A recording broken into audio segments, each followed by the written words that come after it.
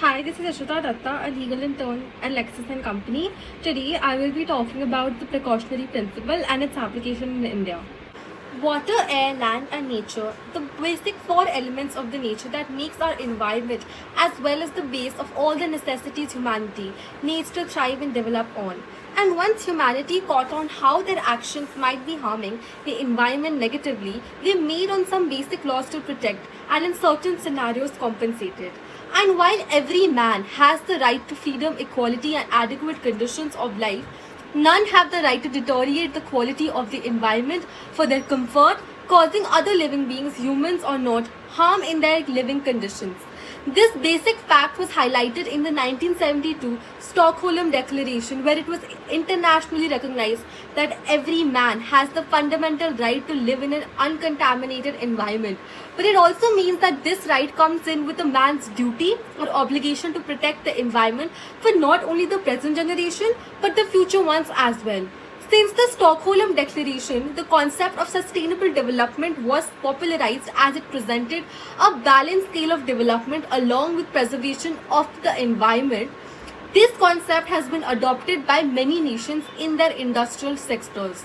So while the judiciary of several nations also attempted to implement the use of this concept through several principles on the environment, like intergenerational equity or environmental protection, eradication of poverty, use of conservation of natural resources, obligation to assist and cooperate, or financial assistance to the developing countries, polluter pay principle and precautionary principle.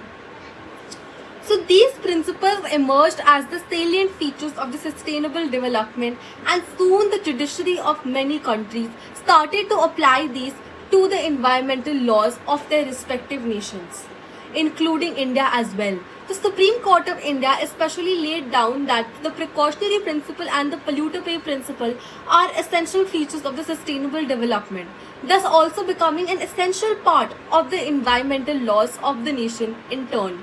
So in this video, we will be exploring the concept of precautionary principle and its application in India. Precautionary principle.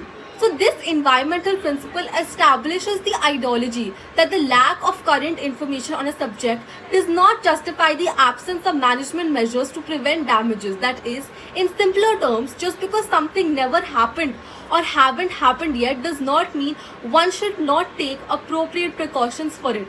In fact, the management measures should be established in such a way that not on any future damages could be prevented, but also resources would be conserved in any case things go south.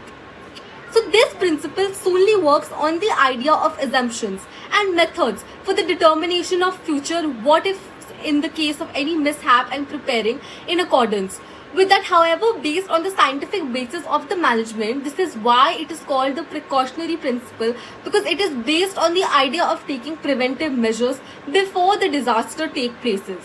So that is the management measures that should be made in such a way that it is implemented in accordance to the changes or problems that may arise in the future.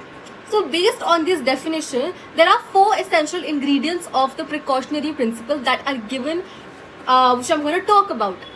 First, the government and the statutory authorities must anticipate or prevent and attack the causes of environmental degradation from the very root. Second, its precautionary duties must be acted upon concern or potential risk of a mishap rather than waiting for the suspicion of concrete danger. Third, if there is any threat of any serious or irreversible damage to the environment or a resource, lack of scientific certainty should not be used as an excuse to not act on the threat or postpone the action regarding the implementation of measures to prevent any environmental damage. Fourth, the onus of proof is not on the petitioner but rather than the developer or the owner of the industry or plant regarding their actions individually or through the industry or plant, not causing environmental degradation. So what is the application of this principle? This principle is often used as a basis developing any act or law with the object of conserving and protecting the environment alongside the judicial decisions on the cases related to environmental issues. One such case was MC Mehta versus Union of India, in which it was commonly known as the CNG vehicle case or the vehicular pollution case. So in this landmark judgment, the petitioner MC Mehta, who is a famous public interest litigator and social worker, filed a writ petition regarding then current measures and laws on transportation and is concerned over how these measures did not account for the current needs of the ever-growing population of the capital state of the nation. So in addition to that, due to the rapidly increasing population of Delhi and the resulting increase in the number of vehicles for transportation of this population, caused a rapid increase in the population of air of the whole Union territory, which was not only harmful to the environment but also the people living there. So thus in the case, the court observed that the doctrine of precautionary principle enshrined in the very concept of sustainable development could be applicable here, and based on that, the government and its authorities should take appropriate actions to prevent further air pollution and the environmental degradation than it already has caused. Furthermore, the effects of air pollution on human philology, especially the younger people, was reported as to be as drastic as the aftermath of the Bhopal gas tragedy, causing the people to be agitated as no measure was taken. In such a scenario, the court stood up to the issue some directions to the executive organ of the government on the following anti-pollution measures, like the usage of CNG instead of petrol and diesel in the vehicles. The court also held that the CNG should be more prioritized than other less eco-friendly outlets like petrol and diesel. And if there is a shortage of the said fuel, then there should be no such reason to import it to ensure less pollution and in turn better health of the public.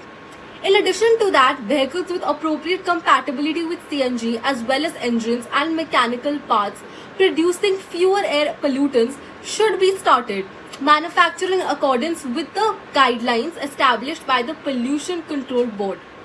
Thank you so much.